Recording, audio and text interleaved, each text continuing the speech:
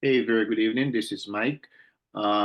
This tonight we'll take a deep dive as we normally do.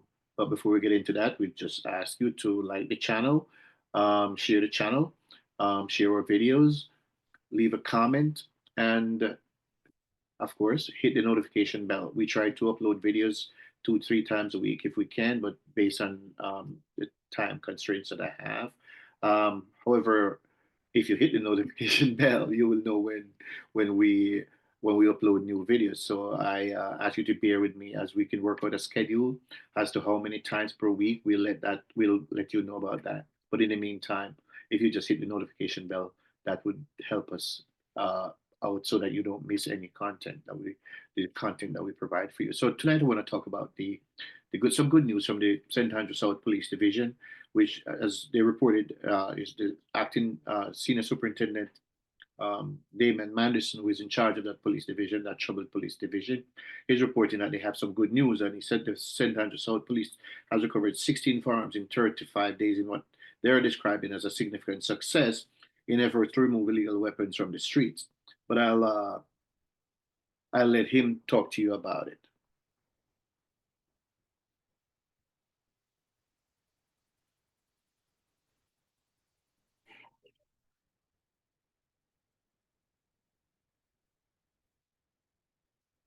From 16 firearms from across the entire St. Andrew South space, primary of which are within these hotspots where persons have been arrested and charged for sale or otherwise. I want to put this in perspective because last year, this time, we would have recovered 5 such firearms, and at that time we thought it was a big achievement in recovering 5 over a 31 to 34 days period. Well, we have recovered 16. We are deliberate. We are persistent in ensuring that we disarm, we dismantle, and that we displace our criminals out of St. Andrews South to create safer space. And it is with that we're appealing to residents. If you see something, say something. We do believe that those of us who are for law and order far exceed those who are bent on committing crimes within our space. And as such, we say to you, if you see something, please feel free to call 119. Or like I often say to you, you can call me directly at 832-9082 as we carry this fight of ensuring that St. Andrews South become a beacon of peace and law and order. Since the start of 2025, we have had some rough patches, if I may say. We have seen where our murder figures have spiked above that which where we were last year. Last year, for the month of January, we recorded 3 murders. 2024, 2025, we are at 13 murders. But I want to assure residents, I want to assure the Jamaican public that this is not something necessarily to be overly alarmed about. As police officers, we are assiduously working and confident of reading back these figures, and we're working with our supporting partners within and outside of the JSF to ensure that the perpetrators of these crimes are brought to books. It is through those efforts, of course, that the various successes have been reaped, even amidst those challenges, and that we are currently experiencing a spate of peaceful days. And we are also removing some of our most violent criminals from our streets. I apologize there for the audio quality. Hope that wasn't too much for you. Um, yes. So, in a nutshell, the senior superintendent, said they recovered 104 assorted rounds of ammunition and 35 and 16 firearms, assorted firearms in 35 days. That's a great achievement. He said last year, this time they recovered 5 such firearms, and at that time he thought it was a big achievement. That sounds like a man who gets satisfied easily, but I'm not going to beat up on a young senior superintendent. Last year, the statement of it sounds like a statement of a man who gets satisfied easily. I mean, considering the amount of guns in Jamaica, it's not hard, but I believe um, he said, make no mistakes about the results the police are reaping. I said, I just believe that the success the police are reaping is not a top-down endeavor. I think it's the success stories that may be attributed to the hard work of rank and file officers in that department. I would hazard a guess that it's the those detectives who are making and maintaining positive interactions with people within the police division. We are deliberate and persistent in ensuring that we disarm and displace criminals from St. Andrew South, said Damian Mandison, the senior superintendent. Despite the achievement, killings increased in the space as well, with the division recording 13 murders for the month of January, up from 3 in 2024. He said we're working assiduously and we're confident of reeling back those figures and encouraging residents not to be over alarmed. It's hard to encourage people not to be alarmed when their loved ones are dying. Now, whether these people are, some of them are involved in crime, some of these people are being killed, it still reflects poorly in the police on the police division now.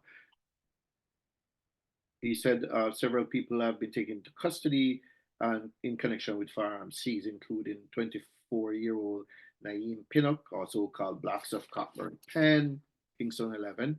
Kashif Johnny Hilton, a 33-year-old factory worker of Kid Lane, Warren Zeeks Grant, a 26-year-old of Hill Avenue, Kingston 11. Ted D. Perkins, also known as Snoss, a 19-year-old vendor of Majestic Gardens, Kingston 11, and Shaquell Williams, a 21-year-old from Seaview Gardens, Kingston 11.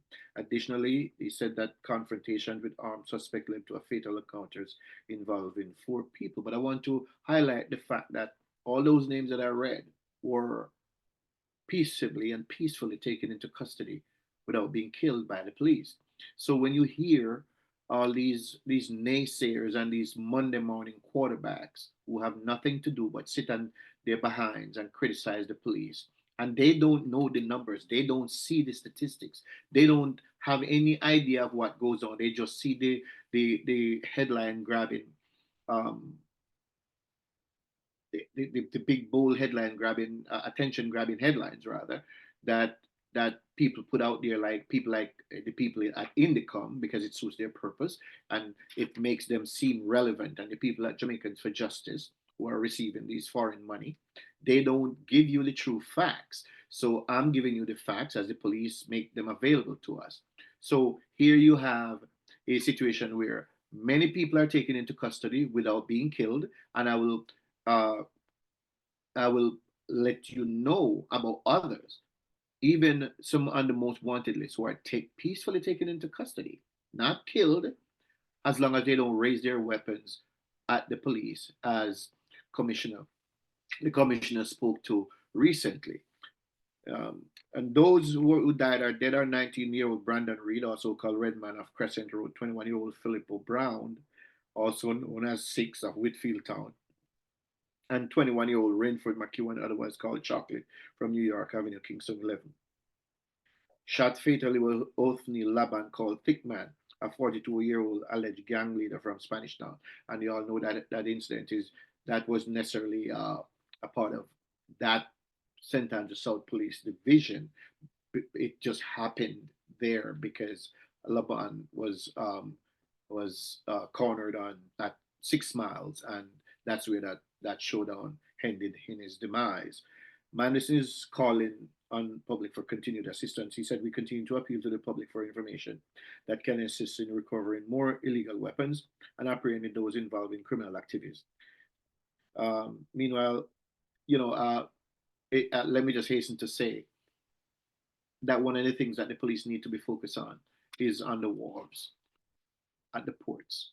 It's important not to wait until the guns get in, but I think that the police has to be more uh, proactive. And I think this isn't even on the the uh, the police department alone. I think it's something that the government on a broader scale must attend to, because we're told the police department, through its intelligence, tells us publicly that the guns are coming from the United States and the guns are coming from Haiti. Well, this is where maritime patrols will aid if they're coming in from Haiti. And most of the guns that are coming in from the United States, I would imagine they're coming through the ports. They're coming in containers. They're coming in barrels and boxes shipped into the country. And this is where it is important to make the customs department a law enforcement entity to man the ports and root out the corruption from the customs department, because customs officers are getting rich and they have gotten rich. All through my tenure as a police officer, it was a difficult task when we're fighting crime to know that illicit uh, contraband came into the country through the ports. um, and you saw it in the lives that custom officers lived, how the houses they lived in and the cars they drove, because they allowed contraband to come into our country un, unchecked, or they check it but they get paid, and that's something that needs to stop. So it's time for the government to make the customs department a law enforcement entity, and make sure that the corruption is weeded out from that agency to aid in the law enforcement effort in our country. The custom department cannot just be a revenue collection agency that allows what it wants to allow into the country. And we know, every Jamaican knows that this is what happened. Every Jamaican know that the custom department is a huge problem in our country, allowing illicit weapons and other contraband into our country. That needs to be addressed. That needs to be addressed. People complain about that department every day, about the rapacious and criminal nature of some of the people in that department. Um, Police Commissioner acting police commander in Kingston Central. Now we move from St. Andrews South to Kingston Central, where that police commander Michael Phipps, uh, ACP Michael Phipps, outlined a series of initiatives to which he attributed good news. Phipps said the results reflect the force's commitment to he had, and he was talking about the fact that they didn't have any murder, any murders for a whole, I think, a whole month there. Let's see. Yeah, they didn't have any murders there for a whole month. Um, Now, if you understand the volatility of those police divisions, you understand why this is important. So Phipps said the results reflect the force's commitment to proactive crime prevention strategy, enforcement, and community collaboration, yada, yada, yada. Okay. The police are always quick, and, I support the police, but the police are always quick to take credit when credit is to be had, and probably deservedly so and correctly so. But I wouldn't be too quick to celebrate. I was never a fan of the fancy speak, me personally. So what will be the explanation if there's a sudden upsurge of violence and death over the next several days? And this is why I'm really like temper my my. I mean, it's good news, but I temper my excitement and joy with a very serious dose of reality. Police will be forced to invent a reason to explain that away if crime goes up, if people start getting shot and killed. So we have to. I doubt very much whether it's anything that the police is doing. Yes, the police. For first of all, when it comes to murder, I gotta be honest with you. There's nothing that police can do to stop murders. Nothing. Nothing. Police react to murders. I want you to think about that. A lot of the murders that are committed in Jamaica, where they're committed, are domestic murders. And if somebody want to kill another person in a home or wherever, there's precious little police can do about it. Because even if you had a gargantuan police force, and if you placed a police officer at the at every gate in a community, it would not stop murders. It could not stop murders, because somebody decides they want to take someone's life, they're going to do it, and there's precious little any law enforcement agency can do about that. So when we have murders, we have to like take it with a grain of salt. We have to deal with the other things that we can deal with, and a lot of these things that really cause these murders has to do with poverty, um, um, you know, um, domestic violence, like I said, lack of jobs, and when we allow crime to fester and gang activity to become the norm, where and have situations where the young people see gang activity and what is derived from gang activities as a way of life. Those things has to be remedied. Those things have to be fixed so that young people do not see themselves engaging in a life of crime. So it is important that the public look at these developments in a broad and practical way. Sometimes weapons are recovered and suspects are arrested. At other times, weapons are recovered and suspects fatally shot or wounded. In each case, it is up to the gangsters holding the weapons to decide how they want the encounter to end. It's not up to the police. So those talking heads, those who would try to disrupt our country by running to a microphone every time the police reap some successes, as they want to do, I'm speaking directly to you right now because you don't like peace and tranquility in our country.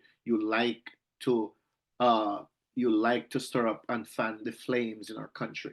And I'm speaking to you people at Indicom, you people at JFJ who run your mouths about fatal shootings, and you don't have anything to say about the innocents who get shot or who get murdered. Um, when that happened, you are silent. Nobody hear you because that's what you want. Because that is what creates space for your relevance. So there's no fanfare, no press conference when the police reap these rewards. We don't hear nothing from the Jamaicans for Justice and its protege Indicom, intended to blunt support for the police when these success stories occur. But look out for the press releases when gangsters decide to duke it out with law enforcement. Who would seek to arrest them and remove them from the streets? Obviously, the people who always yapping like mongrel dogs about uh, police killing these gangsters who would shoot at them.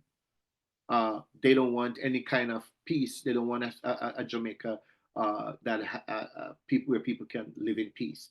They want to retain their relevance. They want to be seen as saviors and protectors of the the poor. But in fact, they're not protectors of the poor and indigent and people who can't stand up for themselves. They are actually supporting criminals.